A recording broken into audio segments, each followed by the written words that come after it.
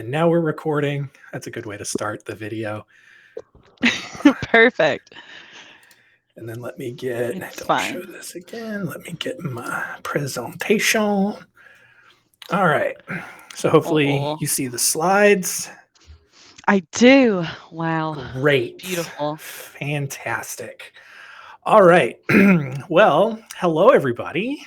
Welcome to, um, we're not, so I if you saw the emails, we rebranded this as more of a masterclass. And I know what you're probably thinking, like, is that just a marketing thing or are you going to really do something different? And my hope is that these are a little bit different moving forward. I'm going to try to have some different guests on.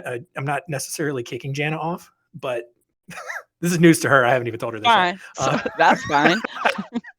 But no, I'm going to try to have some other people come in and run some different kinds of things, share some different kinds of information, and help in several different ways.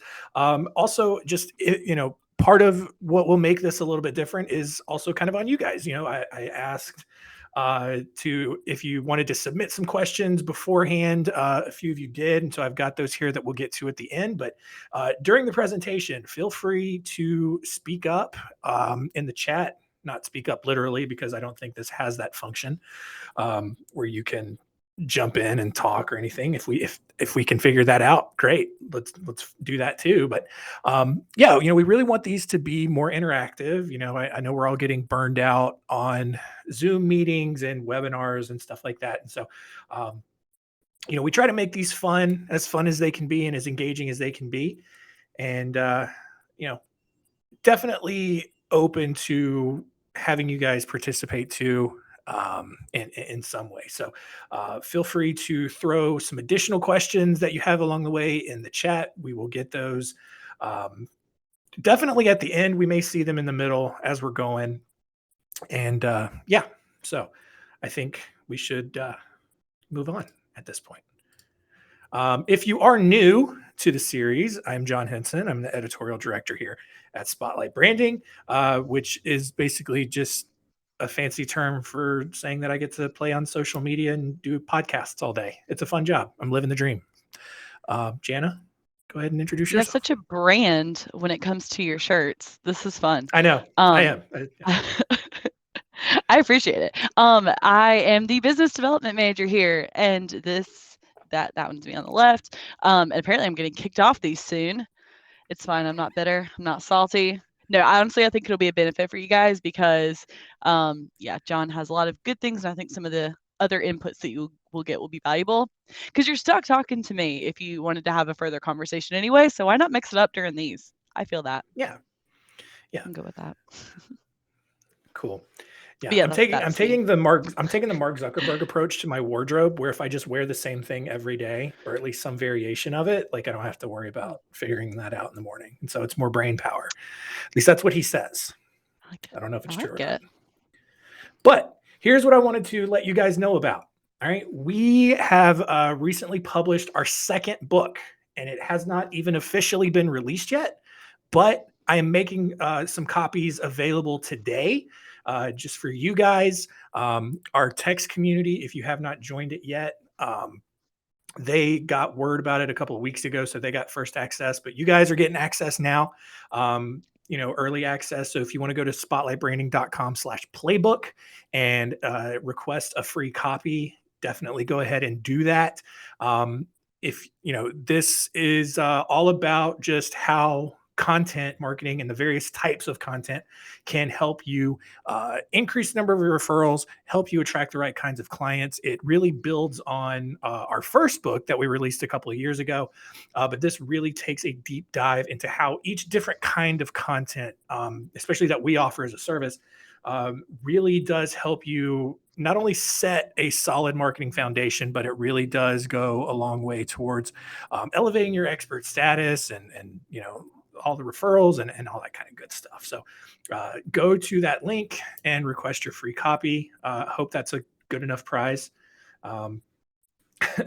for for Fred, who wanted to win a prize. So hopefully that works out there. In the chat. But yeah, we also have a bunch of other free downloads at spotlightbranding.com/free resources, just to help educate you on your marketing and help you get a lot of other stuff off the ground, enhance a lot of what you're doing.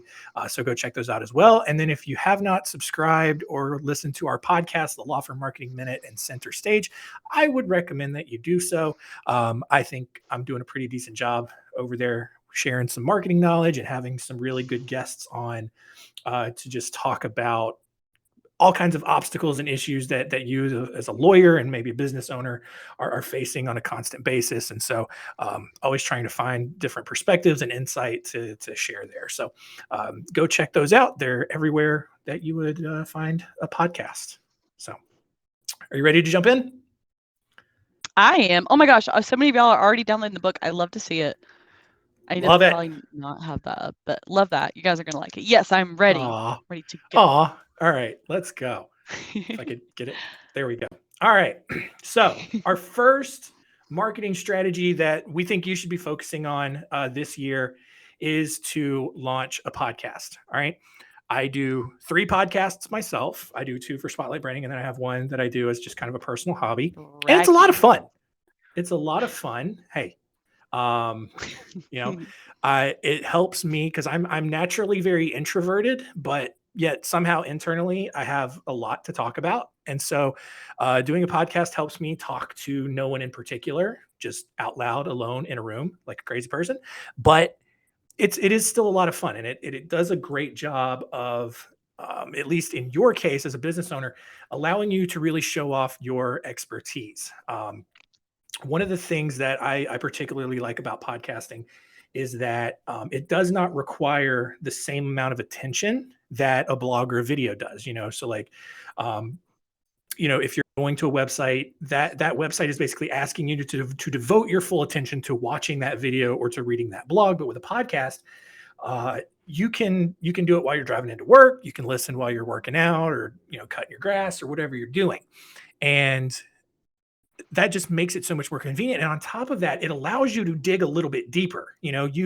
People aren't going to sit there and read a gigantic 15,000 word blog post. They may tap out after directly watching a 15, 20, 30-minute video on something. But podcasting, if they're physically occupied doing something else, their mind's going to continue to be engaged. And so I know lawyers specifically, you guys want to dig deep into the weeds and concepts and really cover as many bases as you possibly can, every single specific scenario in a situation. And podcasting really allows you to do that. And if you're super passionate about what you do, that passion is going to come through in your podcast. And so I have a couple of stats here. Listenership for podcasting has gone up about 30% over the last 3 years. More people listen to podcasts than own Netflix accounts. So, and we don't have to talk about like how many people are sharing Netflix accounts and, fudging the numbers there, but it's yes, Jana, go. No, it was me. I'm sharing a Netflix account. I don't use my own. Oh, that was just me. I thought you had a comment. All right. You know what? It's the first one of the year. We're still figuring it out. Never mind that we've done this for 2 years now. But then also people who listen to podcasts listen on an average to 8 shows a week. And the other thing that I found a couple weeks ago is that podcasting is not just for younger people anymore, like, our generation. Like the number of people 55 and up that are listening to podcasts has grown. I think it's like a quarter of all people in that age group are listening to podcasts now. So you have an audience. They're out there. You just have to get a show going. And so we have a lot of resources available to help you get a podcast going. We have a podcast production service that we offer. And so, you can book a call with Jana and she would be happy to talk with you about, what all that would look like. Or you can go to our website and download our beginner's guide to podcasting resource that will give you all of the information that you need to start a show. Yeah, that's a super valuable resource. I've been sending that out to people left and right. Well done, John. The second thing that you can do is stay in touch. I have so many conversations with people where they'll admit that, staying in touch with some sort of an email newsletter, some sort of this, consistent touch point via email with their entire network is something that they know is important. They recognize the significance of it, but for whatever reason, it just falls to the back burner. It's something that is not the top of the priority list a lot of the time. And I get that, doing the actual legal work, the things you can bill for, is certainly, pretty high up there on the list of priorities and what you should be doing. But something where you can hit so many people, essentially your entire network, with one email every single month, maybe it's every single week, in some sort of a consistent fashion is so crucial. And I probably referenced the studies before that say that it takes at least 7 of these touch points for someone to subconsciously have that reminder, remember a product or service when the time comes for them. And it's something we've even experienced here at Spotlight Branding, is just that a lot of times we have contact and kind of make connections with people, and right now isn't necessarily the time for us to have a full-blown conversation about what it looks like to work together. But by staying in touch and giving value, those conversations happen 2-3 years later. And that's really what it's about, is just making sure that you are putting I'll say valuable, helpful information, not necessarily, grandma's cookies recipe. We reference that one a lot. You don't want to stick that in there. Put something pertinent to what you do. Feel free to have fun with it, but no one needs to know that it's National Cypress Tree Day. I don't know if that's today. I don't know what today. I wish I would have looked up what today's random national holiday was. God, Was a cypress slacking on tree my was what part. fell on my house a couple of weeks ago, so that hit hard. But anyway, So did the it's a story tree. for another day. Ha! All right. Anyway, but yes, your one last point here is that your email list is probably your most valuable marketing asset, and a lot of law firms just aren't utilizing it the way they should. And so, if you really want to get an easy leg up on your competitors, utilize your email list. I mean, we've had clients come tell us, every time they send an email newsletter out, they usually get, 2, 3, 4 requests for business of some sort, whether it's referral or whether it's like, oh, hey, I didn't realize you did this. I might need this as part of my estate plan, or, part of my business plan, or whatever kind of law you're practicing. And so highly, highly recommend tapping into your email list if you are not already doing so. Number 3 is doing more with video. So I know that I kind of gave a couple of negative sides to video in favor of podcasts in the first point, but video is still on an upward swing, especially with how you're marketing your content, how it integrates with social media specifically. That's where a lot of this is going. So just some easy stats here. Viewers retain 95% of a message that's shared in a video. And so, especially if you are creating just short videos, I mean, probably no more than 2 minutes, people are going to retain that information a lot more. Businesses who use video increase their revenue 45% or 49% faster than those who don't use it. So there's a good, incentive, especially if you have revenue goals this year for your firm. There's a decent chance that adding some sort of video element to your marketing, if you're not already doing so, will help you reach that revenue goal faster. 85% of those businesses out there use video as a marketing tool. I know I messed it up. Stop it.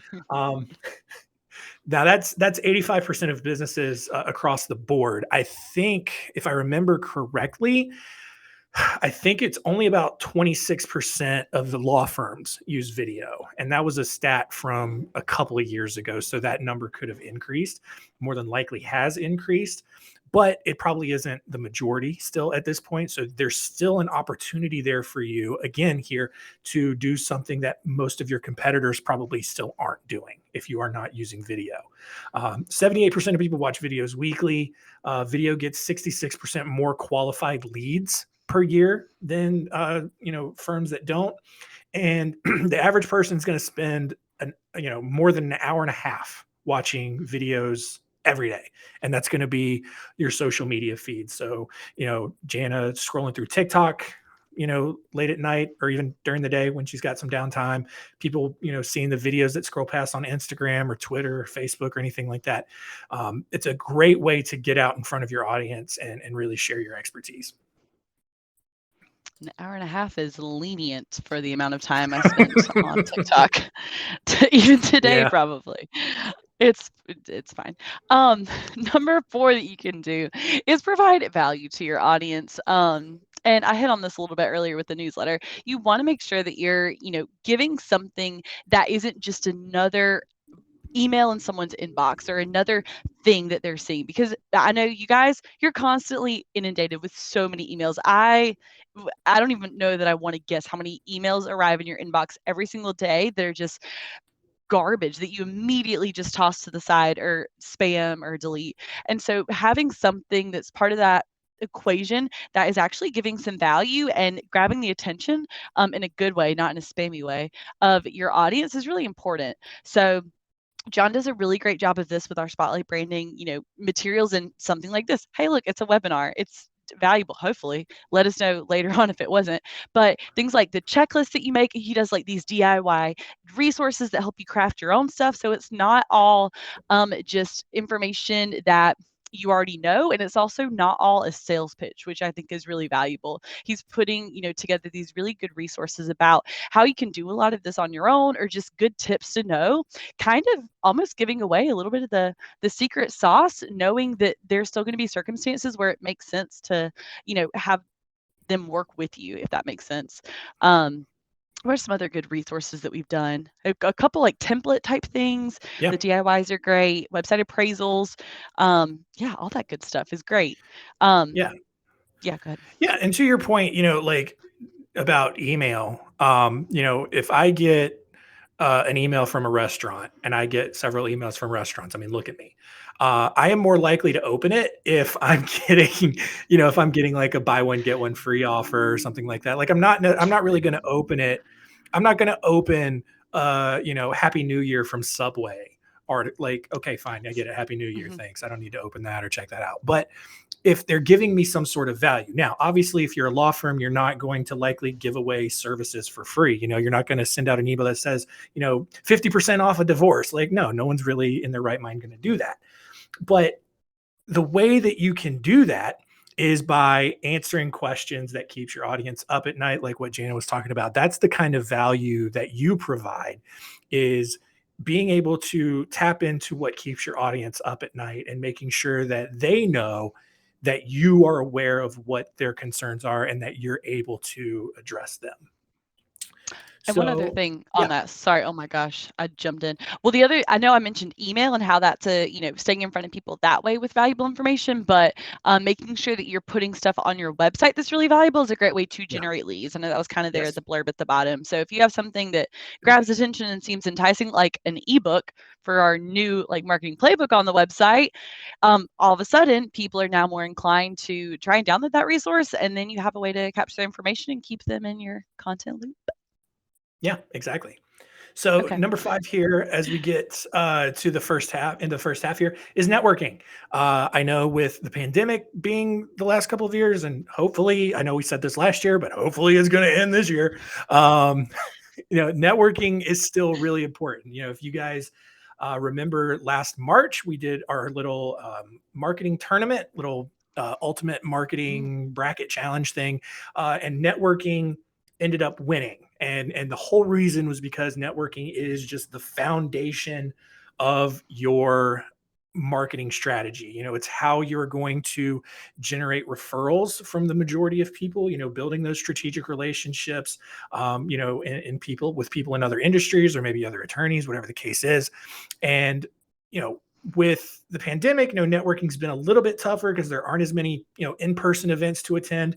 But there are opportunities out there. I mean, I was literally, for the last 2 hours before we started this, I was on a networking, online networking thing with a bunch of people who host podcasts, and it was all about just people looking to either be a guest on podcasts or to have, try to find people to be a guest on their show. And so there are all kinds of fun opportunities like that out there, all kinds of different virtual events. You can also utilize social media. So like, websites like LinkedIn, um, like I even passed one on to Jana a couple of hours ago that I found through my other networking event that basically like pairs you with other professionals. We're still testing it. I don't have like hard data as to how effective that is. Early reports are it's kind of weird, but but there are opportunities out there. So the way what you got to do is you just got to look for them, and you know, yeah, I can't stress enough just how important networking is to your overall marketing foundation, especially as it relates to referrals. Billion percent. Um, the next one, is to find your niche. Niche, I don't know. I feel like some people say it one, some say the other. I don't know which one to go I with. say John, niche. how do you say it? Niche. Niche. I think I say Niche niche. niche Yeah. sounds weird. I don't like it. Pretentious, maybe. Oh, I'm sorry if A little anyone bit. says niche. Now I feel bad. My bad. Find it though. Because people want to work with an expert. They do. I know we always go back to, yeah, oh, there it is, the heart surgery equation. Yes, like Yeah. if I was in need desperately of having heart surgery, I'm going to the cardiologist. I'm not going to my optometrist or my dentist to, perform that very intricate surgery on something they're not incredibly familiar with. And so one of the things that we try and help our clients to do when it makes sense is to really find that one, maybe two, like specific areas of practice that really they first off they enjoy doing that. They aren't total headaches. They don't cringe every single time someone calls them and says, oh, can you help me out with blank. And it's something, frankly, let's be realistic, that will pay the bills as well. But something that, it gives them joy. We want it to be something that makes you happy and doesn't make you dread going to work every day and working with those clients every day. So we have this cool resource, of course, the ideal client checklist. Maybe, take a minute to just kind of think through some of your favorite clients, your favorite cases, and really start to narrow down what it is you enjoy doing, what you want more of those types of cases and clients to be like.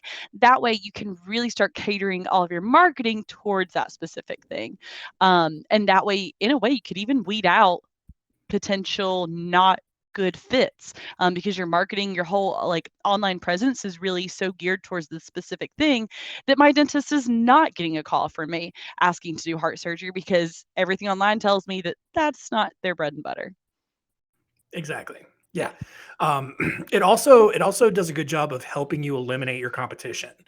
So like if if you have three, four, five different practice areas, not only are you competing with other law firms who have general practices, but you're also competing with the other law firms in your area that just specialize in that one practice area. So, if let's say you really, you do family law, criminal law, business, and estate planning, but you really just enjoy estate planning. By narrowing your focus down to estate planning, now you eliminate all of the competitors who were doing those other practice areas. And then if you wanted to take it a step further, honestly, you could even focus on a specific area of estate planning. Like maybe you just want to help everybody have a last will and testament, and that is your goal in life. You want everybody in your city to have a will, and that's all you care about. All of a sudden, you can start marketing yourself as that lawyer who does just that. Now you cut out other estate planning firms that you're competing with. So there's and that's a very simplified example, but there are a lot of benefits to niching down, even though maybe on the surface it looks like you're leaving other revenue sources on the table, but there are a ton of benefits that to make it go in the other direction. So Mm. consider And you that don't one. have to immediately, yeah, you Yeah, don't have to immediately start refusing people. If you're right. doing all the ones John listed, if someone comes to you with a criminal case, you don't have to say, get out, leave, do not enter my Right. office. You can absolutely still take those if you want to, but your marketing can just be a little bit more geared towards the wills. Exactly. So the next one, this one's my personal favorite because I do it a lot. It's publishing a book. So if you aren't aware of this about me, I have published 20 books along with the two that I have compiled for Spotlight Branding. It's a hobby because I just don't have a life really outside of Spotlight Branding and books. But it's just mostly about history and stuff like that. But when I tell people that, they're the way that they see me and talk to me kind of changes, because now there's just this huge credibility aspect of just knowing that someone has published a book and that they can go on Amazon or Barnes and Noble and find those books listed. They may not necessarily even have to read them, but that perception of you changes. And so uh, having a book, and especially getting one printed, you don't have to go through like a giant publisher. You don't have to work with a whole giant team of editors or anything like that. You can self-publish, you can publish on demand, and you can have just a stack of books with your name on it. You have a cover design, or whatever the case is, and you have them displayed in your office. You display it on your website. Give away copies at networking meetings, whatever the case is, and it's a huge credibility booster. It really shows that you are positioning yourself as the expert in whatever the topic of the book is. And I say it's a lot easier than you think, not because I've done it so much and I'm just jaded to the entire process, but it actually is. You don't have to sit down and write a 200, 300 page, giant manuscript, right? It can be 50 to 100 pages. It can be a smaller book. But another hack is, if you've been blogging on your website consistently for 2, 3, 4 years, you probably already have enough content with a little bit of editing to kind of make transitions smooth out a little bit. You write an introduction, you have a smaller book, probably a 50-page book right there. So you can take all of those blog articles, compile them all into one document, and get it published. And that works just as well. So, small hack, something that you can definitely consider if you have questions about that. I've done this several times. I'm happy to talk with you guys about that process and kind of walk you through what it might look like. Hey, and if it goes well enough, maybe you can have that as a secondary little revenue stream. Who knows? Yeah, exactly. If you want to sell it on Amazon, yeah, there you go. So, yeah. Next up, number 8 here, focusing on education. I mean, mine definitely seem to, have a theme to them, which is making sure you're providing this value, not those cookie recipes. I should have seen how many times I could say that in this webinar. We don't want to see cookie recipes in your marketing.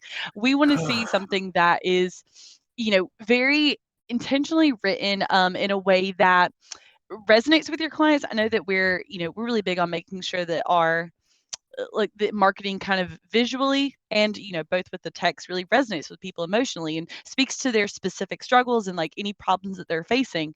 And so having this information out there, I think is important. It's important to remember you need to do it in a way that is understandable and digestible by the people that are going to be reading it.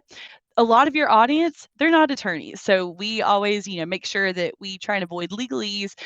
Anything that is too intricate and complicated just goes way over the head of most of your audience. And I think there's a quote that's essentially, confusion is the enemy of any sort of a decision. When people get confused or there's too much complex information, we abort, we're out. It's way too overwhelming. So keeping it simple in a way that lets them know, okay, this attorney, this business owner, they know what they're doing.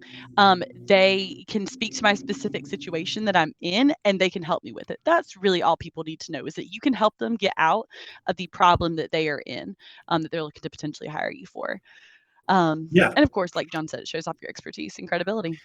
Yeah, and I actually had a center stage episode with John Koenig, attorney John Koenig, about this. And what they do in their firm is they have basically what amounts to a group consultation. It's not really billed that way. It's billed more as just an educational seminar, getting more, for you to get more information about your potential situation, your options, whatever the case is.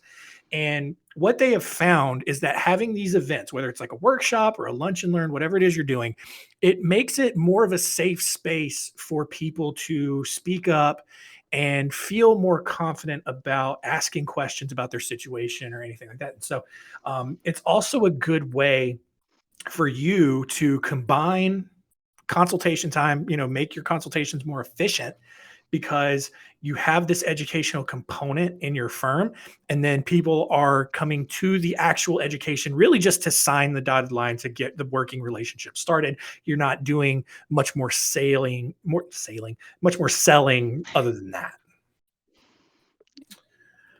All And those right. are conversion rates are high too. I know Yes. we're sorry. I was gonna say No, I know go. we're at 3:30. So if anyone needs to hop off, we will be recording. It is recording, right, John?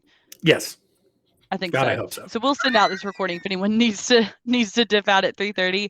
But yes, I was gonna say a lot of the estate planning attorneys I talk to who do different workshops and seminars, they are such a great way to get leads, and they usually convert at such a high rate. So those are invaluable. But Yes.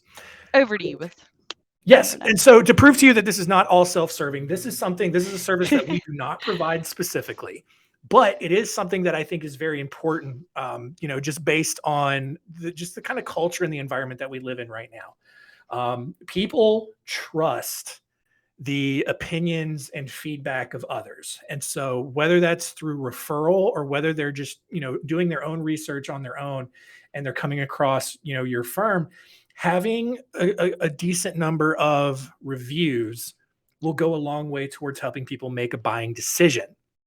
And so, whether you're looking at getting reviews on Google or Facebook, or you have a testimonial section on your website, um, that is something that should definitely be a focus this year. And I know that there are some states that bar rules are a little iffy on, how you get testimonials, or what people can say in a testimonial and stuff like that. So, be careful there.